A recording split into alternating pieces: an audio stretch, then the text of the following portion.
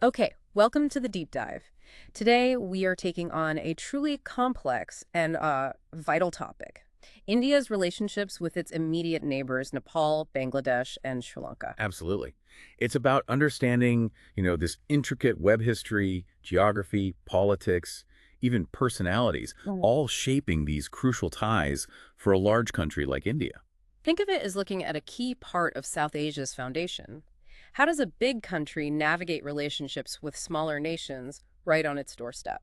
And these aren't just sort of distant foreign relations. They're deeply connected to India's own stability, its security, its whole vision for the region, really. Exactly. And for this deep dive, we're working directly from a stack of sources provided by you, our listener. We're going to unpack this material, focusing strictly on what these documents tell us. Right. The goal is to pull out the most important nuggets, the key insights, maybe even some surprising facts that emerge just from this material. Our mission is to guide you through it, understand the core information, trace the history as presented here, highlight those moments of cooperation, and, well, the challenges too.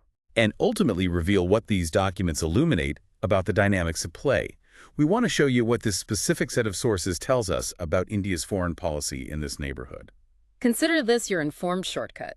We're sifting through the details to give you a clear picture, drawn directly from the material you've shared. Hopefully, you'll get a nuanced understanding, maybe a few aha moments. hmm We're letting the sources lead the way, making sure our discussion is grounded purely in the material provided. So let's get started and dive into this complex picture. Okay, the sources kick us off by establishing a pretty consistent theme, actually. India has, across different governments, different eras, apparently prioritized building friendly relations with its immediate neighbors. Yes, the material makes that point very clear right from the start. Yeah. It mentions leaders like Nehru, who, even with his global focus, emphasized ties with neighbors. And Shastri, too, right, giving them the highest priority even during difficult times like the conflict with Pakistan. That's highlighted. And then post-1971, under Indira Gandhi, the sources mention her aim for friendly, bilateral relations, sort of in the spirit of the Shimla Agreement. Although they do add a note, don't they, that she didn't have, let's say, extensive success in improving neighborly relations during that specific post-71 phase, according to these documents. What's interesting, and the sources focus on this, is the shift, or maybe a clearer articulation, under the Janata government in 1977. Ah, yes, Foreign Minister Atal Bihari Vajpayee. He called it a primary concern, cooperating with and building the confidence of neighbors. Exactly. It wasn't just a vague goal. The sources quote him stressing the need to honor and respect all its neighbors and their sovereignty and integrity. And striving for tension-free relations in South Asia. It sounds like it was about mutual respect, not just, avoiding conflict. And Prime Minister Morarji Desai echoed this. He used that phrase, younger brothers for the neighbors, suggesting India, as the elder brother, needed to be liberal and caring. That elder brother framing. It's quite evocative. And the sources say this specific idea pops up again later. Yes, it's presented as a stated policy approach, and the sources mention it connects to the Gujarat Doctrine later in 1996, which emphasized non-reciprocity with smaller neighbors. So it's a recurring theme, this idea of prioritizing the neighborhood. The material also touches on other efforts. Vajpayee's groundwork with Pakistan and China. Which President Zia-ul-Haq apparently noted, according to the source, and efforts by Mrs. Gandhi and Rajiv Gandhi are mentioned too. And Narasimha Rao's government is credited, specifically in these documents, with maintaining cordial relations with Pakistan during his time, which kind of sets a backdrop. So, if you synthesize the overall stated objective presented across these sources, it boils down to wanting to build a strategically secure, politically stable, and harmonious and economically cooperative neighborhood. That seems to be the high-level goal, the aspiration stated in the documents, even as the reality on the ground with each country gets complicated. Precisely. It's the ideal against which the complex, often messy bilateral relationships described in the sources play out. Okay, with that general approach laid out, let's take our first deep dive into the specifics, starting with India's relationship with Nepal. Nepal's position is, well, geographically unique and, for India, strategically critical. The sources really emphasize its landlocked nature, sitting right there on the southern slopes of the Himalayas. With Tibet now under Chinese control to the north and India wrapping around the south, a long, open border. And this geography became hugely significant strategically for India, especially after 1949 with the communist victory in China and China consolidating control over Tibet. Right. Suddenly, China wasn't a distant power. It was right there, across Nepal's northern border. Changed the whole security equation. There's a striking analogy from Professor V.P. Dutt quoted in the sources. He says there are few countries other than India and Nepal to whom the analogy about the lips and teeth applies so demonstrably and aptly. Lips and teeth. That really drives home the interdependence, doesn't it? What affects one directly impacts the other. Exactly. And beyond strategy, the sources stress these deep, layered ties, shared history, geography, kinship, religion, culture, language. They call it the shared mythology of the Himalayas. These aren't just abstract things. They form the bedrock of a relationship often felt very personally between people in both countries. India's interest stems from all this historical, religious, strategic reasons.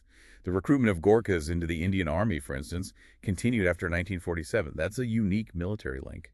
And Nehru, even with his global outlook, is quoted as being very aware that India's security was closely related to Nepal. Yeah. He said back in 1950 that India couldn't risk anything going wrong in Nepal that might weaken India's frontier. It shows how Nepal's internal stability and its foreign policy direction are seen as vital for India's own security perimeter, according to these sources. The documents also mention India's early sympathy for the Nepali Congress movement, which was pushing for democracy against the Rana regime. India even tried to help draft a constitution. Yes, sent Mr. Sri Prakasa. But the sources say it wasn't enforced because it challenged the Ranas' power, an early sign of the complexities. And initial treaty talks in 1949 apparently stalled because the Rana leaders didn't like India suggesting a more democratic structure. Friction over perceived influence, right from the start. Which leads us to a really foundational document the sources emphasize, the Treaty of Peace and Friendship, 1950. Signed July 31st. India's aim, the sources state, was to redefine relations based on sovereign equality, good neighborliness. And a key security clause highlighted here is that neither government shall tolerate any threat to the security of the other by a foreign aggressor. Plus, a pledge to consult each other and devise effective countermeasures against a third country threat. That consultation mechanism seems crucial, and there was something about arms imports, too. Yes, very specific. Nepal would ordinarily buy from India, but consult India before buying from anywhere else if it involved transit through India. The source explicitly says Indo-Nepalese relations have been based on this treaty. It's the legal anchor. Following this, the sources talk about practical cooperation, like joint checkposts on the northern borders, a direct security measure. Staffed by both Indian and Nepalese personnel, and an Indian military mission in Kathmandu to help train the Nepalese army.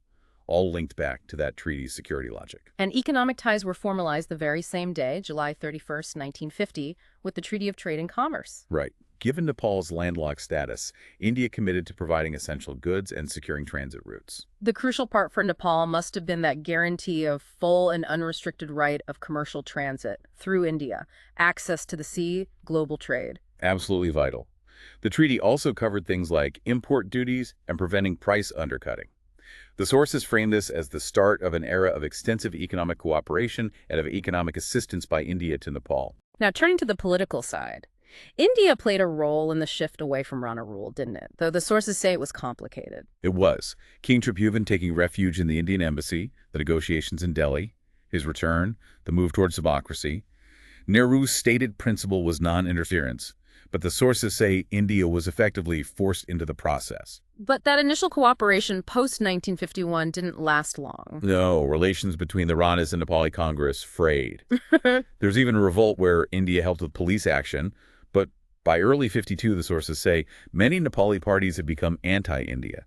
Then comes King Mahendra after 1955, a key turning point, according to the documents. He consolidated power, didn't have the same feelings for India as his father, and palace politics became influenced by anti-India elements, the sources suggest. This coincided with China's growing presence in Tibet, changing the regional power dynamic. So King Mahendra started moving away from India and clamped down on democracy. Yes, he jailed opponents, instituted the partyless Rashtriya Panchayat system. India expressed concern, supported democracy in principle, but importantly, not armed insurgency from Indian soil. And this is where the China factor really comes into play in the narrative presented by the sources. Definitely. King Mahendra actively cultivated ties with China. Peking, as the source puts it, was more than ready to play the game, reportedly encouraging anti-Indian feelings. And they got concessions on a border treaty in return for rights to build that Kathmandu-Kodari road. Exactly. That road was a major strategic concern for India, especially when Sino-Indian relations were hostile. It provided a direct route from a China-friendly Nepal towards India. The sources suggest Mahendra used this to boost his nationalist credentials, approving anti-India campaigns, while India felt he was playing China against them. Navigating this led to periods of real strain. You had a pro-Chinese PM, T.P. Acharya, in '56. Chou Enlai visited, talked about Nepalese and Chinese being the same blood. That caused anxiety in India. India tried reassurance, right. President Rajendra Prasad visited. There were brief pro-India phases under some leaders. Like K.I. Singh or B.P. Koirala, but internal politics often pulled things back. Koirala's agreement with China on Everest, for instance, was apparently heavily criticized in India. And relations remained tense after Koirala fell in 1960. Mahendra blamed India for agitation, went ahead with the Lhasa Road project with China despite Indian warnings. But then the 1962 Sino-Indian War shifted things again. Nepal's strategic importance became even clearer for India's security. So India sought better relations, and Nepal reciprocated this time. Yes, visits by leaders like Lal Bahadur Shastri helped clear the air. High-level exchanges cemented ties. Nepal apparently gave assurances its territory wouldn't be used against India. And this detentive period saw more economic cooperation. Significant assistance agreed during Swaran Singh's 1964 visit. And politically, Nepal supported India's stance on Kashmir during the king's 1965 visit, a period of closer alignment. But it wasn't smooth sailing forever. Friction points came back. A border dispute in the Suster region in '66. Caused by a river changing course, it remained a point of contention. And by the late 60s, Nepal was pushing to lessen its perceived dependence, erode that special relationship from the 1950 treaty. Wanting transit rights for trade with Pakistan, which India resisted, and smuggling was a big issue too. Yes, goods moving between India and third countries via Nepal. The sources detail this. It all culminated in that public demand in 1969 for Indian personnel to withdraw from the checkposts and the military liaison group. But which questioned the whole basis of the 1950 treaty, the sources say. Anti-India campaigns, talk of Indian imperialism. New Delhi suspected the palace was playing China and Pakistan against India. It became very tense. Indians reportedly fled back to Bihar. But then a shift towards normalization by early 1971. Why the change? Nepal realized the anti-India stance was hurting its own economy. Negotiations led to a new transit treaty in August '71, plus events in East Pakistan, the refugee crisis. The war shifted Nepal's perspective. So Nepal supported India in '71, allowed Gurkhas to fight, recognized Bangladesh? Yes, according to the sources. Relations looked much brighter by the end of 1971. What about King Birendra's era, post-1972? Initially, efforts towards normalization continued. His PM in '72 even said Nepal has always to be more oriented towards India geographically. They talked about bilateral security consultations, maybe moving beyond the old treaty framework. High-level visits helped too. Indira Gandhi in '73, King Birendra in '74. Yes, improve the atmosphere. The king spoke of mature and sober relations. Agreements followed for Indian help with industrial and hydel projects. Harnessing Himalayan rivers, that became a big area for cooperation, like the Karnali project. Exactly. And Indian aid continued across sectors, infrastructure, education, health, a broad commitment. Then came the Zone of Peace idea in 1975. King Birendra proposed it. He did at his coronation and repeated it later. Got support from many countries, but not India, Bhutan, or the USSR. Why didn't India accept it, according to the sources? They suggest India felt the proposal might be aimed against its interests, especially with China being unfriendly at the time. India preferred the idea of the whole region being a zone of peace. So it didn't really go anywhere. Okay, relations post-1977, under the Janata government. Vajpayee again prioritizing friendly ties, moving past tensions. Yes, that's the narrative. Building confidence, respecting sovereignty. Desai's visit strengthened cultural ties. New trade agreements were signed. And India emphasized non-interference during Nepal's democracy movement. Underline that resolve, yes. Relations consolidated again after Mrs. Gandhi returned in 1980. More visits, But India stood firm on the zone of peace idea. Economic cooperation remains strong. India, the main trading partner. Over half of Nepal's trade in the mid-80s, the sources say. SAARC, founded in 85, provided another platform for cooperation. But then more strain in 1989 when the Trade and Transit Treaty expired. Yes, and this coincided with the democracy struggle intensifying.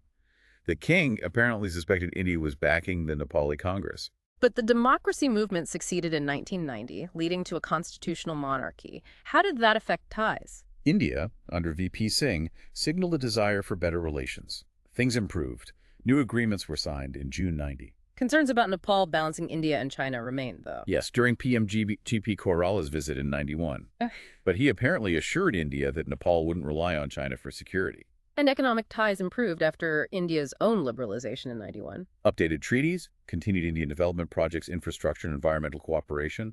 The Mahakali Project Treaty in 96 for harnessing river waters is noted as a major breakthrough. But some irritants remained, like Nepal wanting changes to the 1950 Friendship Treaty's clauses on citizens. Yes, wanting to drop reciprocity. That issue wasn't resolved, but the acute tension of 89-90 had eased by 91. Then came the tragedy in 2001, the murder of King Birendra. King Gyanendra took the throne. And the sources portray him as ambitious for power, like his father Mahendra, with a tilt towards China. Maoist violence escalated. He dissolved parliament in 2005. A difficult period internally. India played a diplomatic role here, according to the sources.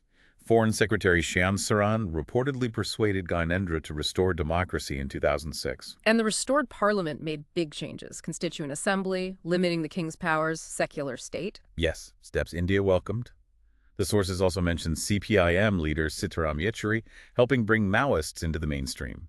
But looking at the situation around 2007, the sources express ongoing concerns. Fear of China gaining influence. And crucially, what the sources call a most disturbing factor, the spread of jihadis and other anti-India terrorists into Nepal. That forced India to rethink its whole Nepal policy, balancing friendship with countering militants. That's what the sources state. Nepal itself was still unstable in 2007, elections delayed, insecurity, violence in the Terai affecting the Madhesi community, allegations against Maoist groups. Fear of the whole democratic framework collapsing. India's main concern, the sources conclude, was for a friendly, peaceful, democratic, and prosperous Nepal, keeping its hand of friendship extended despite the challenges. Okay, let's shift focus now to India's relationship with Bangladesh, as presented in these sources. Its birth in December 1971 is framed as a direct result of the Indo-Pakistan War. The culmination of the Bengali revolt against what the sources call the tyrannical Pakistani regime, starting around March 71 with Sheikh Mujibur Rahman's arrest. India offered full sympathy. India held back on formal recognition initially, fearing it would provoke war, but granted it on December 6th once hostilities began. The surrender followed on December 16th. The sources mention the cost for India. Nearly 20,000 Indian soldiers laid down their lives in that 13-day war. And different perspectives on the outcome are noted. Liberation for Bangladeshis, a victory for democratic socialism for India. And that later view from Jeswant Singh about it, sparking U.S.-China and India-Soviet partnerships. Leading up to the war, India faced that massive humanitarian crisis, 10 million refugees from East Pakistan, reportedly tortured, unwilling to return. Indira Gandhi tried diplomacy, urging Pakistan's Yahya Khan towards a settlement with the Awami League, but he was set on a military solution, which ultimately failed. Forging the new relationship started immediately. That first Indo-Bangladesh Treaty on December 10, 1971, while the war was still on. Signed by Mrs. Gandhi and the acting Bangla president, it set up a joint command for liberation, agreed Indian troops would leave once things normalized, and pledged support. India also pushed for Sheikh Mujib's release. His return to Delhi in January 72 was met with huge enthusiasm, the sources say, and he thanked India deeply. His first official visit as PM to Calcutta in February 72 formalized things further. Talks with Mrs. Gandhi established shared guiding principles: democracy, socialism, secularism, non-alignment. Very significant given the context. India assured non-interference and withdrew troops by March 25, 1972, before the main treaty was signed, a deliberate move, the sources note, to avoid criticism. Then came the big one, the Treaty of Friendship and Peace, signed March 19, 1972, during Mrs. Gandhi's visit to Dhaka. Described as expressing similarity of views, ideals, and interests. Key provisions included support for Bangladesh joining the UN, a vision for the Indian Ocean. And importantly, setting up a permanent Joint Rivers Commission. Absolutely vital given all these shared rivers for surveys, flood control plans. The treaty was for 25 years. Besides non-interference, it committed both to promoting peace, opposing imperialism, and that security clause. Yes, to consult each other in case of aggression or threat to find a solution for mutual security. No attacking each other, no helping third parties against the other, no hostile military alliances. Pakistan called it a virtual military alliance, but the sources argue it was about strengthening bilateral ties and regional cooperation, not a military pact. Economic ties were formalized too, with a trade agreement on March 25, 1972, some short-term border zone trade. But mainly rupee trade for specific goods up to 50 crores a year. Fish, jute from Bangladesh, tobacco, cement from India. Foreign currency trade also allowed. The spirit initially, the sources say, was equality and mutual benefit, friendship, focusing on cooperation in that first year. But things started to shift as Pakistan-Bangladesh relations normalized. Pakistan wanted its POWs back from India. India linked that to Pakistan recognizing Bangladesh. Bangladesh wanted war crimes trials. China initially sided with Pakistan, even vetoed Bangladesh's UN entry in 72. Pakistan finally recognized Bangladesh in February 74, invited Mujib to the Islamic summit. The sources suggest this allowed Pakistan to ramp up its anti-India and pro-Islamic campaign in Bangladesh. And a Ganga Waters agreement in early 75 apparently upset Pakistan, leading them to try and undermine India's influence, pushing narratives of Indian new imperialism. Then came the devastating event, Mujib's assassination on August 15, 1975. The sources mention forces hostile to India were active. While noting Mujib's government faced challenges, economic problems, corruption, the coup was a violent turning point. Anti-Indianism was clearly visible immediately after. Fundamentalism gained ground, secularism was undermined, a new military regime took over. Lieutenant General Zia Rehman consolidated power. Sources state that from 1975, Bangladesh came to be ruled by pro-Pakistani and anti-Indian forces. And the move towards an Islamic republic was completed later under President Ershad in '88, formalizing the Islamization Zia had begun.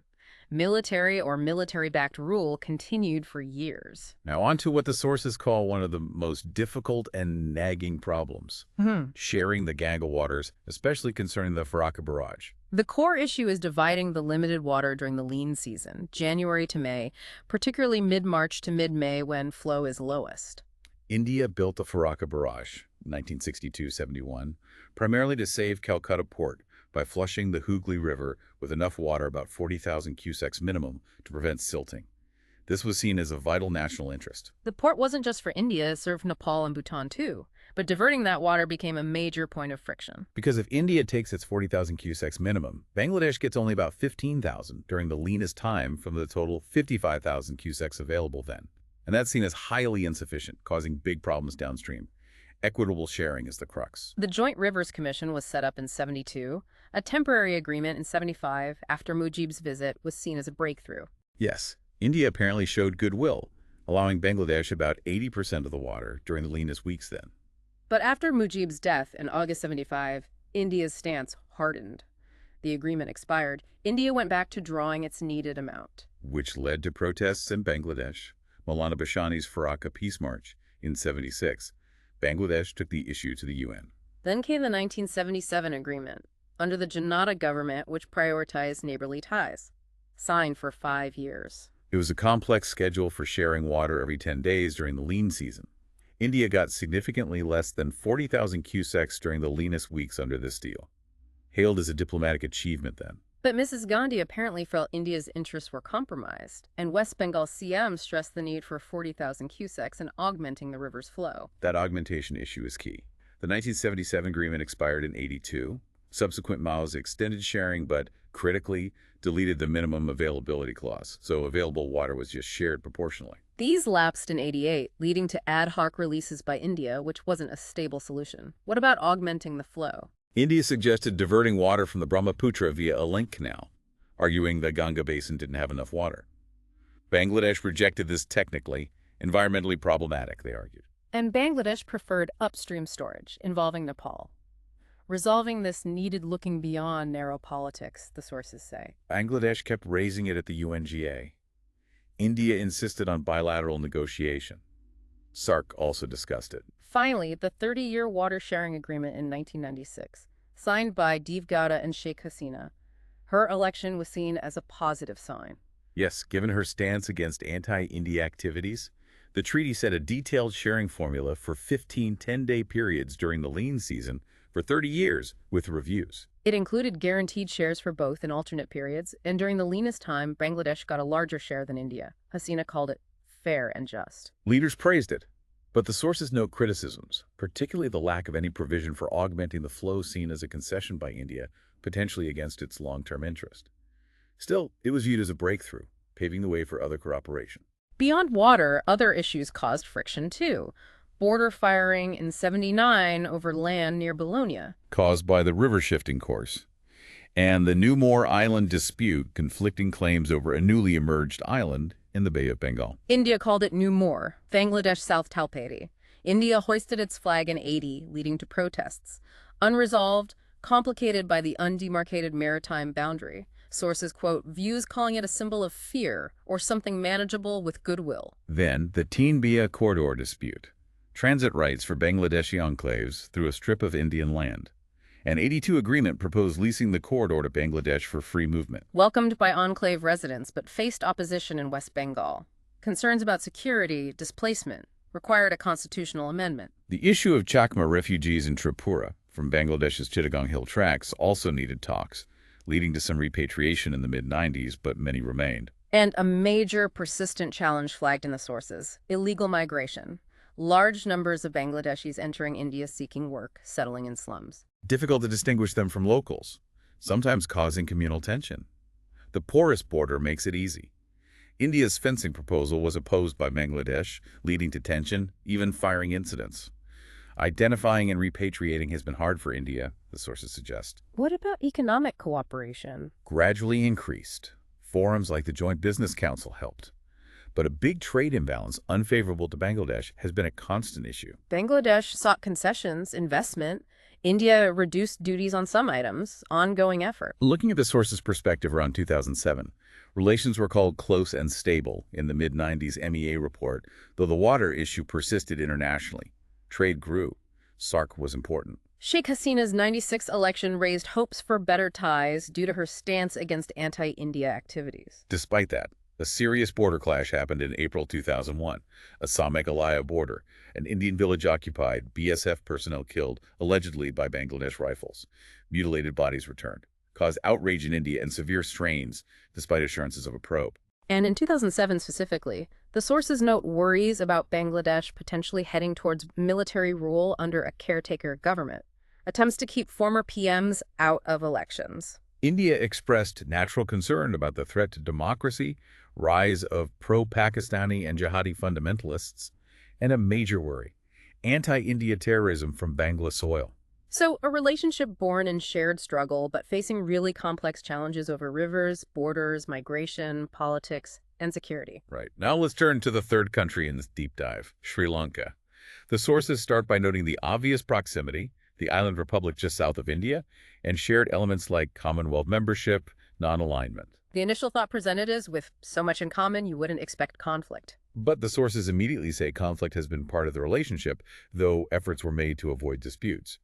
Relations generally cordial, but tensions mainly from the ethnic conflict Indian origin Tamils versus the Sinhalese majority. It's that dynamic again. Small country, suspicious of a big neighbor. Though the sources stress India has never tried to play the role of a dominant big neighbor, aiming for friendship, not imposition, despite the ethnic complexities spilling over. Early Sri Lankan foreign policy saw shifts. The first PM, Senanayake, pursued non-alignment but was wary of communism, leading to a security treaty with Britain allowing bases. His successor, Kotelawala, leaned more pro-West. Then SWRD Bandaranaike shifted closer to India's non-alignment and got the British bases removed. Sirimavo Bandaranaike was influential for decades, even mediated after the '62 Sino-Indian War. Sri Lanka stayed neutral in regional disputes, hosted the '76 NAM summit. Later leaders like Jayawardene tilted more towards the U.S. But the core problem, absolutely central according to the sources, is the Tamilians in Sri Lanka, concentrated in the north Jaffna province. The conflict escalated with the demand for a separate republic of Elam. The sources distinguish two groups, Ceylon Tamils, ancient migration, and Indian Tamils, brought by British for plantations, many initially stateless. VP Dutt is quoted again, saying, "This minority with origins in the big neighbor added a peculiar problem to the usual small country anxieties." The root cause identified in the sources is the Sinhalese fear of Tamil domination.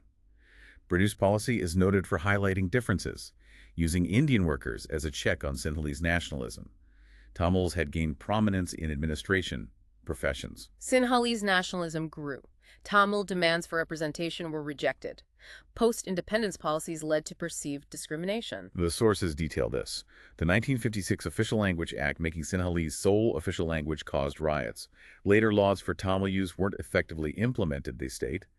Tamil representation in public service, military, education reportedly declined sharply. And those 1948 and 149 citizenship laws were crucial, rendering about 10 lakh Indian origin Tamils stateless, depriving them of political rights. Early Tamil politics involved nonviolent agitation led by figures like Chalvanayakam. But later, moderate voices faded. Tamil youth lost faith, formed militant groups like the LTTE, aiming for ELM. By 1953, the sources say, there was inflated fear on both sides. Were there early attempts to resolve the statelessness issue? Yes, the Nehru-Kotelawala Agreement, 1953, aimed to register those staying, facilitate citizenship, arrange repatriation.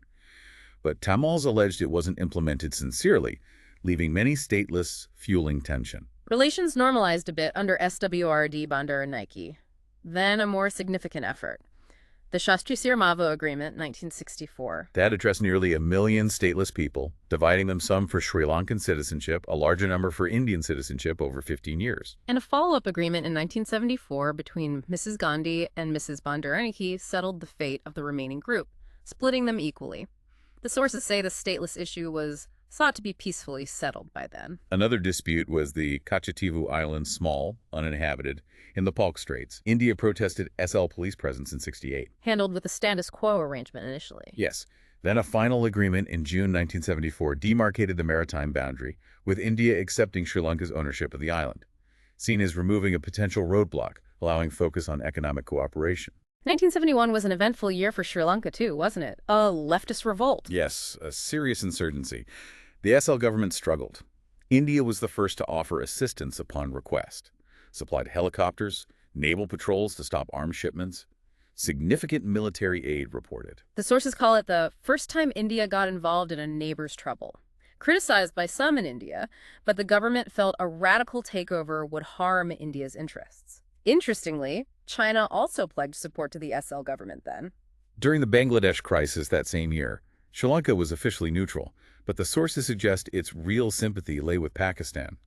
Cautious, due to its own ethnic issues, turned a blind eye to events in East Pakistan.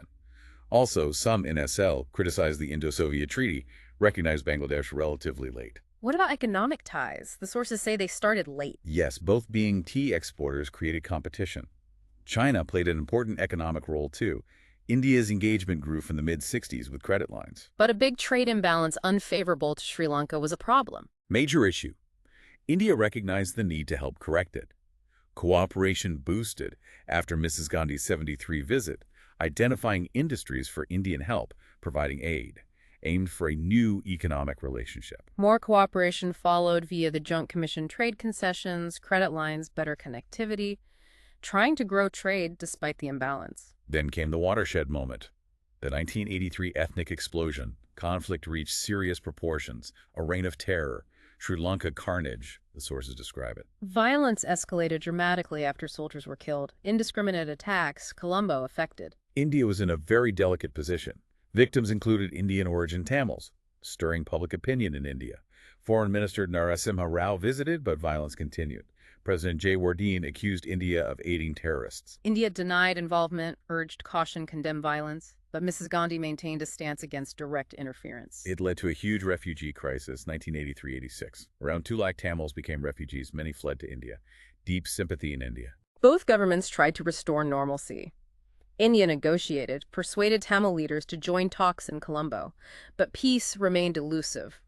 Reports from the time paint a grim picture of terror and escalating conflict. This leads to India's major intervention, the Rajiv Jayewardene Agreement in 1987. The idea, as presented, was for Indian troops, the IPKF, to restore normalcy as a confidence-building measure, since Tamils distrusted SL forces. Rajiv Gandhi visited Colombo, signed the accord. It had provisions for devolution to a merged northeast province, elections, amnesty, militant surrendering. And India guaranteed implementation, pledged its territory wouldn't be used against SL, Indian Navy would check terrorists, Tamil, Sinhalese, English made official languages. But it faced vehement opposition in Sri Lanka, even from the PM, an attack on Rajiv Gandhi. Yes, the sources state it could not be effectively implemented, opposed by both Tamil and Sinhalese extremists. And the IPKF deployment. Very costly for India, the sources say, financially and in terms of lives lost, clashing with the LTTE who wouldn't disarm. President Jayawardian later said India was doing the fighting. Some argue IPKF prevented worse economic damage. But the sources conclude India gained nothing, lost soldiers didn't control the conflict. Realizing its futility, India withdrew troops by March 1990. A lasting solution needed political will from Sri Lanka. The separatist movement kept harming relations. S.D. Muni is quoted on the dilemma for India, uncomfortable with either an LTTE win or a full military solution that could alienate Tamils in India. Then the assassinations Rajiv Gandhi in '91 linked to the conflict, a UNP presidential candidate too. Relations under President Chandrika Kumaratunga after '94 saw efforts for better understanding. India assured support for a peaceful settlement within SL's integrity, agreed to boost economic ties, resolve issues like fishermen's security. India's stance remained consistent, favoring a peaceful, negotiated solution within Sri Lanka, supporting devolution. The fishermen issue persists. Looking at 2007, the conflict was still raging. Fierce fighting, LTTE airstrikes. President Rajapaksa sought India's help against LTTE. But India's focus was on Sri Lanka offering a credible devolution package for Tamils. And the sources explicitly state, India would not like to repeat the IPKF type of mistake. A clear lesson learned. The sources also briefly touch upon wider neighborhood concerns around that 2007 timeframe, issues beyond these three countries that were on India's radar. Right, like the turmoil in Pakistan over President Musharraf trying to dismiss the Chief Justice, sparking protests. And the sources note rising militants and Talibanization there as a serious threat to India. Myanmar's military junta and the continued detention of Aung San Suu Kyi were mentioned as concerns, with hope that perhaps China or India could exert some influence. And a brief mention of Afghanistan, the post-Cold War conflict, the rise of the Pakistan-trained Taliban, their fundamentalist rule, links to terrorism affecting India, and incidents like the Kandahar hijacking. It just paints that broader picture of a region facing significant instability, political flux, and security challenges that India had to factor into its thinking. And that brings us towards the end of this particular deep dive. We've really journeyed through the source material, haven't we? Unpacking these intricate, often quite difficult relationships between India and Nepal, Bangladesh, and Sri Lanka. We've seen that constant interplay, the deep historical and cultural links, right alongside persistent friction over borders, water, and those really challenging ethnic conflicts, and how internal politics in the neighboring countries constantly ripple outwards, impacting India. And through it all, that stated objective from the sources keeps coming up. India is striving for a stable, friendly, cooperative neighborhood, the aspiration versus the complex reality. Hopefully, this exploration, sticking strictly to the sources you provided, has given you, our listener, a clearer, more detailed picture of these absolutely vital relationships and all the nuances involved. It really underscores how interconnected everything is in the region. It certainly does. Which leaves us with a final thought for you to perhaps mull over, maybe continue your own deep dive. Given this long history we've seen in the sources of internal political shifts, external influences playing out across India's neighbors, how do you think the ongoing domestic situations in these countries today will continue to shape not just their own paths, but the stability of the whole region and, inevitably, India's foreign policy choices in the years ahead? Something to ponder. A crucial question indeed. Food for thought. Until the next time.